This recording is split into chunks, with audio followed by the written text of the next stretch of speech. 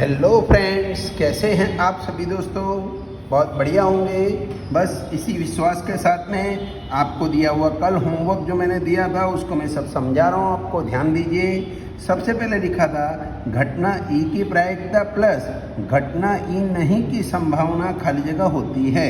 तो आपको मालूम है प्रायिकता यानी वही संभावना, घटना ई की संभावना नहीं पीई हो गया, ई नहीं है मतलब पीई बार हो गया।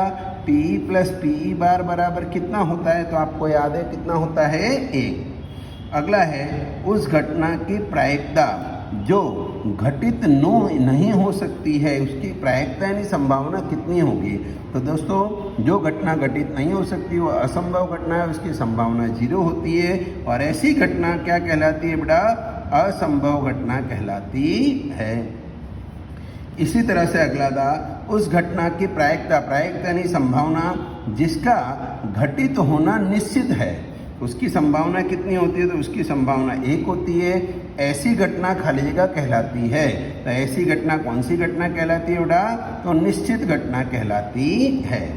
अगला किसी भी प्रयोग की प्रारंभिक घटनाओं की प्रायिकताओं का योग कितना होता है, तो प्रयोग की सभी घटनाओं का योग हमेशा कितना होता है बेटा, 1 होता है।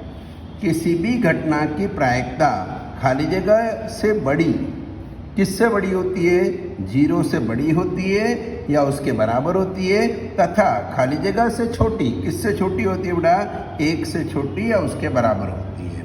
अगला प्रश्न है निम्नलिखित में से कौन सी संख्या किसी घटना की संभावना नहीं हो सकती है। तो 2/3 तो आप देखोगे 0.66 या 67 उत्तर आ जाएगा, तो ये तो संभव है। अगला है -1.5, क्या माइनस में कभी संभावना हो सकती है, नहीं हो सकती है। 15%, आप समझ लीजिए 15% यानी 15/100 होता है, तो 0.15 हो गया, प्रतिशत मतलब बटे में 100, तो ये भी संभव है। अगला है 0.7, तो ये भी संभव है। अंतिम प्रश्न था पीई बराबर 0.05 है, तो ई नहीं है कि प्रायिकता क्या होगी। ई नहीं है मतलब पीई बार मांगा है बेटा, तो आपको मैंने शॉर्टकट सिखाया था। पीई बराबर 0.05, 100 में से 5 घटाए 95 आ गया, 0.95 डायरेक्ट उत्तर लिखे। ये दोस्तों कल के उत्तर हैं, जिसे आप चेक कर सकते हैं सही हैं कि गलत हैं।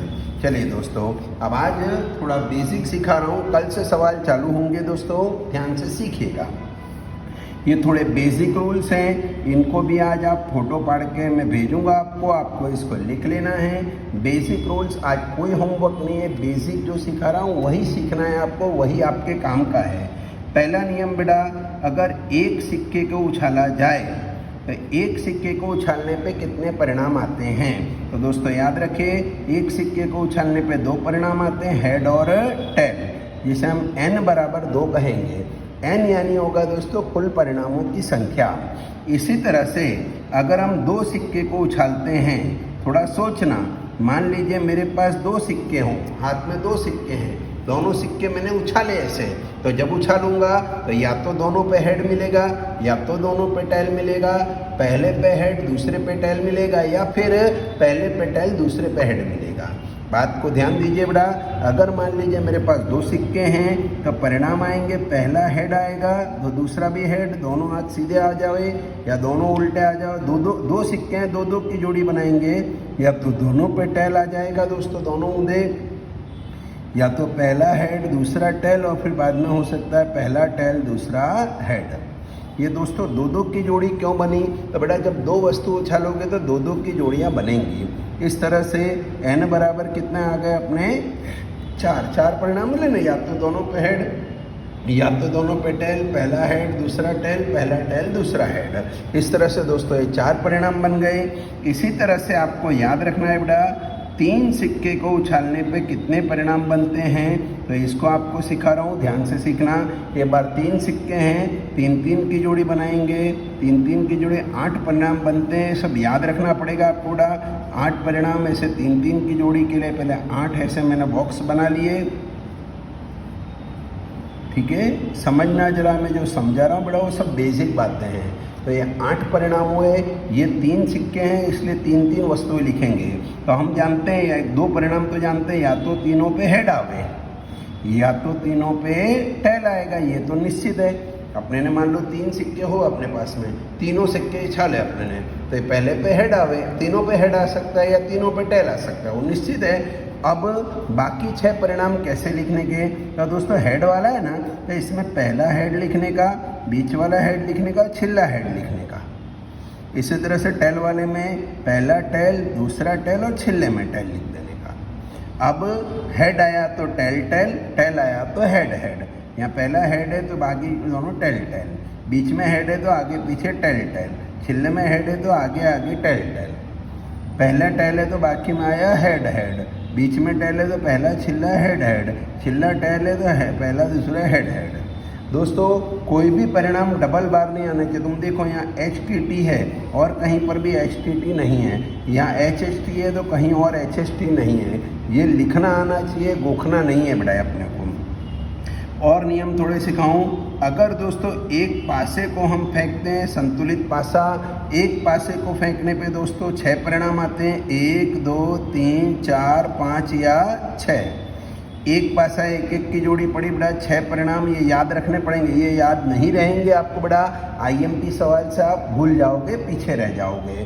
तो दोस्तों एक पासे को फेंकने पे 6 परिणाम, 1 2 3 4 5 और 6। इसी तरह से दोस्तों 2 पासे को फेंके हम तो कितने परिणाम आएंगे समझना जरा मेरे हाथ में। मान लो 2 पासे हुए, दोनों पासे में ऐसे फेंक दूँ, 2 पासे फेंको तो दोनों पे 1 1 आ सकता है, इस पे 1 और इस पे 2 आ सकता है, या फिर इस पे 1 इस पे 3 आ सकता है, इस पे 1 इस पे 4 आ सकता है, इस पे 1 इस पे 5 आ सकता है, इस पे 1 इस पे 6 आ सकता है, फिर हो सकता है इस पे 2 आवे, इस पे 1 आवे, इस पे 2, इस पे भी 2, 2 3 2 4 2 5 2 6। इसी तरह 3 1 3 2 3 3 3 4 3 5 3 6। इसी तरह से 4 1 4 2 4 3 4 4 4 5 और 4 6, 5 1 5 2 5 3 5 4 5 5 5 6, 6 1 6 2 6 3 6 4 6 5 6 6।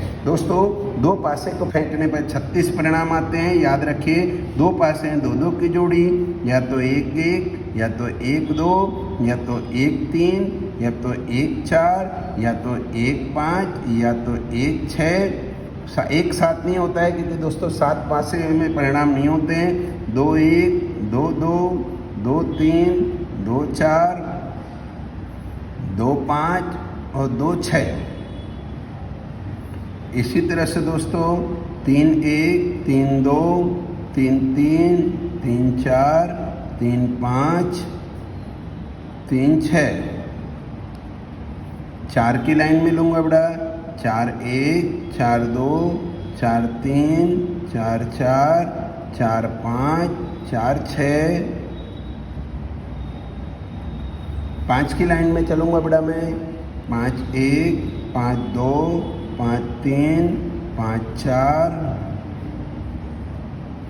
5 5 5 6।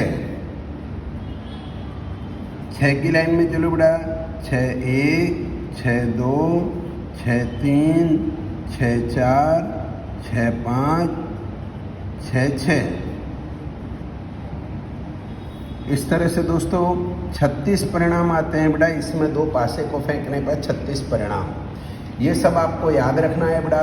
फिर आपको पत्तों के बारे में बता दूं बेटा। पत्ते आपको याद रहना चाहिए। पत्ते अगर आपने कभी नहीं सीखे हैं तो आपको बहुत तकलीफ पड़ेगी पत्ते वाले सवाल में। आज भी बेसिक सिखा रहा हूँ, कल भी बेसिक चलाऊंगा बेटा।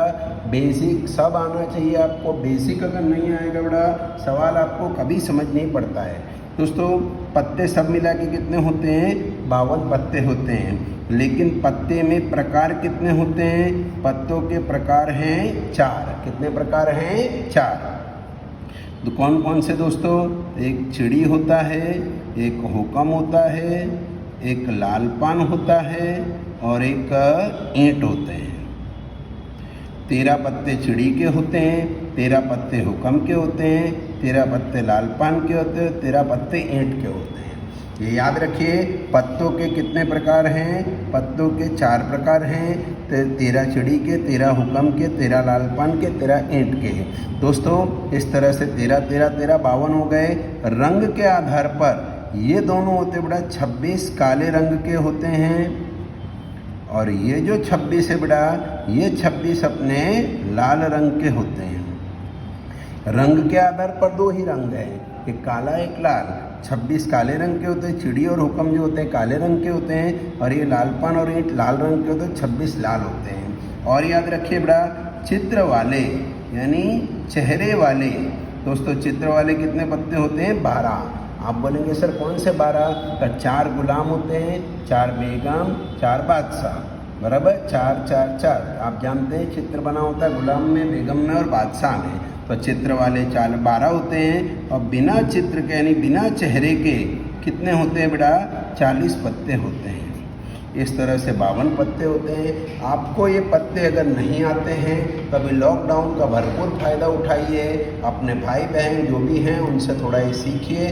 उसके बाद में आएगा चिड़ी के 12 को बोलते बेटा अपने, चिड़ी का इक्का, चिड़ी की दुग्गी, चिड़ी की तिक्की, चिड़ी की चौकी, चिड़ी की पंजी, चिड़ी की छक्की, चिड़ी की सत्ती, चिड़ी की अट्ठी, चिड़ी की नौली, चिड़ी की दहली, चिड़िया का गुलाम, चिड़ी की बेगम, चिड़ी का बादशाह, चिड़ी का इक्का। जिस तरह से चिड़ी के उसी तरह से हुक्म के, उसी तरह लालपन के, उसी तरह ईंट के। 52 पत्ते थोड़ा समझ लीजिए। अभी दोस्तों बेसिक और देना है जो हम कल के पीरियड में लिखेंगे। आज ये जो है उसका मैं फ़ोटो पढ़ के आपको भेज रहा हूँ। आप अपनी जो नोट बनाइए उसमें ज़रूर लिख लीजिए बेटा, ये बहुत काम की वस्तु है। Thank you friend.